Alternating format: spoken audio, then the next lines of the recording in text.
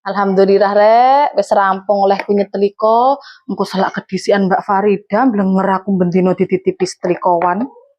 Mbak Wiwin, lho ya apa sih kok wis gosok? Waya iku lho kondo aku sih. Aku lho katene nunut iki setrika. Wis biasane sih aku iki nunut setrika. Waya iku sampean iku WA aku dhisik. Ngono lho. Ya Allah Mbak, lawang aku ya wis mari lho setrikaku. Lagian lho Mbak, sampean iku kok gak nyetrika dhewe nang omah, barekan lek nunut iku mek klambi siji, kathok siji.